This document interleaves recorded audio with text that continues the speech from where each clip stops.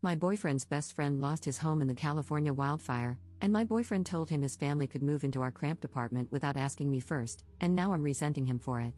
Posted by you/throwawayfire66. First, I just want to preface this by saying that I am fully willing to support their family through tangible means like buying them food, supplies, furniture, etc. I just don't think our apartment is a viable option. My boyfriend, 21M, and I, 21F, live in a 2-bedroom, 1-bathroom apartment in a very expensive area. Rent is around $3,000 per month, and we're both stressed out college students. This guy, 22M, has been best friends with my boyfriend since high school, and they regularly keep in touch and drive to see each other. My boyfriend and I live in NorCal, while they live further south. The friend has not been in a good financial situation for the last 2 years. He dropped out of community college after he got a girl pregnant, and they ended up getting married after she gave birth. She is now 7 months pregnant with their second child. My boyfriend and I usually go down to visit them together, and we always pay for meals, and I always try to buy a couple of toys for their 2-year-old. We have been in contact with them since last night. They were able to safely evacuate and bring some essentials, including their car, but their house has burned down. My heart aches for their family, and I really want to help them by transferring money or even calling some of my friends who live in SoCal to see if they are willing to take them in. But during a FaceTime call this morning, my boyfriend immediately, without any hesitation or asking me, offered up our small apartment to them. They were very thankful and initially said it would be too much for us, but my boyfriend insisted, and they graciously accepted in the end. I was in the background, barely silent the entire time. After my boyfriend hung up, I asked him why he extended the offer without even asking me, and he acted shocked and said that he thought I would 100% support his decision. I told him that I would have in any other living situation, but we are 2 poor college students, living in a small apartment in an expensive area, and it is definitely going to be more than difficult to accommodate his friend, his pregnant wife, and their toddler. My boyfriend said that I was being a bit selfish and that they just lost their house and that I should be more understanding and sympathetic.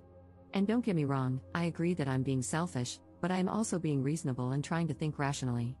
I may be a bit biased since I am in the middle of preparing for the MCAT, which I'm taking in January, and I really need to do well on it, and dear God, it is not an easy test.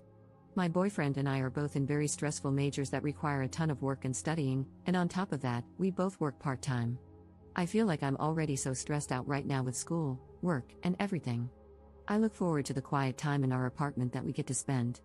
I digress, but I can't help but think of how this changes everything. Of course, this is probably temporary, even though my boyfriend said they could stay as long as they need to, but right now is really not the time. My boyfriend and I argued over this for an hour, and I ended up just heading out for the day. My boyfriend is sticking to his plan, and he texted me saying that he's sorry and that he knows it'll be hard, but to remember we're doing a good thing and supporting our friends in a time of crisis. I couldn't help but think that it was really his friend and not ours, but I might just be being bitter. They are planning to drive up tomorrow morning. I'm just so worried, stressed, and my anxiety is through the roof. I came home around 2 hours ago and noticed that my boyfriend has already set up a mattress in our second bedroom, which is our office/work area, and set up the couch. I burst into tears and almost had a panic attack. I just don't know how to deal with toddlers, and I also don't know how to support and take care of a pregnant woman. My boyfriend comforted me, but I can't help but feel a bit resentful right now. He agreed to this without asking me, and I can't fight back now. I would seem like such a horrible person. I'm still crying in our room as I'm typing this, and my boyfriend went out to stock up on groceries. God, I don't know what to do, and I feel so panicky. What can I do at this point, Reddit? I'm at a complete loss. Additional info from Op regarding her feelings about the best friend's family. To be very honest, I'm not the biggest fan of their family. From what I could tell from visiting them with my boyfriend, they do not have their act together. When we visited them around 3 months ago, the wife regularly went out and partied while pregnant, and their toddler is extremely misbehaved. While I was there last time, I had to help change the toddler's diaper while the wife was out partying, and my boyfriend and his friend were playing video games. Relevant comments. Commenter. Do they have any other options?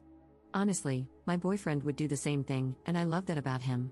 It really sucks that this is happening during such an important time in school, but if these people have nowhere to live, I don't see how turning them away isn't a little heartless. Of course, you might need to stay at your friend's house to get studying done, but is that such a horrible trade-off for helping a family with no home? Op's response. I think they do have options but decided to turn to us because their family would be harder on them, pushing them to pay for themselves and move out soon. They both have family nearby. In fact, the husband's wealthy family lives not far from us. However, they had already housed them for a year and a half after she got pregnant at 18, and according to my boyfriend, they were furious about how they acted during that time and almost kicked them out. They eventually caved and actually bought the house they lived in so they could move out. I just can't deal with irresponsible adults in addition to a toddler in my small apartment. As others have pointed out, they can get support from FEMA or even stay at a local shelter. Hundreds of people are doing this. If they need money or food, I will gladly send it to them, but I can't offer my space for many reasons. I'm sorry if you see this as heartless, but I get the feeling you would feel differently if you were actually in my situation. Update 1 day later. Never thought I'd be updating so fast, but everything was resolved during one of the most hectic and stressful nights of my life. Shout out to all my supporters out there, you guys made my day yesterday. And to those of you calling me heartless because I don't think offering up our living space is a good idea, even though I've said I'm willing to support them in any other way, screw you. The pregnant wife, husband, and toddler arrived at our apartment last night around 9:30 p.m. They had already told us on the way that their toddler had contracted some kind of food poisoning and wasn't feeling well, which is what delayed them. My boyfriend and I went down to greet them and immediately noticed they had so much luggage, 2 large suitcases, a duffel bag, and about 4 Trader Joe's shopping bags filled with random stuff and half-eaten food. Cool, that was going to be fun to lug up the stairs. So, my boyfriend and the husband started bringing up their stuff, while I stayed back and half-carried the pregnant wife up the stairs because she felt too tired and nauseous. We got upstairs, and I asked where Jake, the toddler, was. The wife suddenly realized she had forgotten to unbuckle him from the car seat and left him there. She asked if I could go down and grab him. I wanted to say, not my forgotten toddler, not my responsibility, but I decided to try to be gracious, at least for the first day, so I went down and unstrapped the toddler, who looked visibly sick. There were literally 2 bags of vomit next to him, which I removed from the car and threw in the trash because they would have been forgotten and become a severe health hazard. I tried to see if he could walk, but he started crying and dragging himself on the ground, so I picked him up and carried him upstairs. I set the kid down next to our couch, and Lord Almighty, he did not look good. His cheeks were flushed bright red, dried vomit was caked on his face, and his breathing seemed quick and shallow. I felt his forehead, and it was burning hot, so I ran to the bathroom to get a thermometer. While I was digging for it, I heard, again? Are you effing kidding me, Jake? I rushed out, and sure enough, the poor kid had thrown up all over our carpet. I wanted to cry. I ran to the kitchen for paper towels, but the pregnant wife was already using some sort of napkin or cloth to sop it up, smearing it around and making it worse, and I wanted to die. I stepped in to help while the toddler screamed, and she yelled at him to shut the F up. My boyfriend and the husband came over to help, but the wife told them to go away because she had it handled. Then she asked me if I could take Jake to the bathroom to rinse him off, and the only reason I said yes was because I was seriously worried about the kid.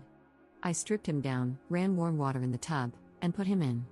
I placed a thermometer in his mouth, and lo and behold, he had a temperature of 106 degrees. Not good at all. Combined with vomiting, rapid breathing, and lethargy, that was enough to warrant a trip to the ER. I yelled for the mother to come to the bathroom and asked where she thought he got the food poisoning. She said she didn't know, he'd just been eating fruit for the past 2 days. I started freaking out because his symptoms were consistent with meningitis. The poor kid kept grabbing his head and crying, clearly having a headache. I asked her if he'd been vaccinated for meningitis, and she said she didn't think he'd been vaccinated at all. Now I was panicking. I felt Jake's neck and tried to ask if it was hard for him to move it, but he just cried harder. I called for my boyfriend and the husband, explained the situation, and the husband confirmed that the baby hadn't been vaccinated for meningococcal bacteria. It was a no-brainer at that point. I told them how life-threatening meningitis could be and that it could leave Jake paralyzed. The wife burst into tears and gave the okay, so all 4 of us, plus Jake, piled into their car and headed to the ER. My boyfriend drove while I sat in the back, cradling Jake and checking for rashes on his arms and legs with my phone flashlight. The wife kept crying. I was close to crying too. We finally got to the ER, and I told them there was a 2-year-old with symptoms, blah blah blah, who hadn't been vaccinated for meningitis, and we suspected he had it. They immediately brought him in and asked if I was the parent. I said no and pointed to the wife, who was trailing behind me in tears. They brought her in with Jake and told me to wait in the lobby. That was the first time I actually breathed. 5 minutes later, the husband and my boyfriend rushed in. I told the husband to talk to the staff so he could be brought in too. He did, and my boyfriend came over to hug me, and I just lost it, bawling into his chest. He kept apologizing, saying it was all his fault. I was still crying when he called an Uber for me, insisting I go home and rest while he handled the rest. I was too exhausted to argue, so I got home around midnight, brushed my teeth, and crashed after getting a text saying Jake was stable on antibiotics and waiting on blood tests and cultures. I woke up around 10 a.m. the next morning, and the apartment was eerily quiet. My boyfriend wasn't in bed. I wandered into the living area and found him asleep on the couch, no luggage, no pregnant wife in sight. I nudged him awake, and he told me everything. Jake was in the ICU, and my boyfriend had managed to get a nearby hotel for the family at half price after explaining what had happened. He paid for a week-long stay and helped move all their stuff to the hotel while the wife stayed with Jake at the hospital.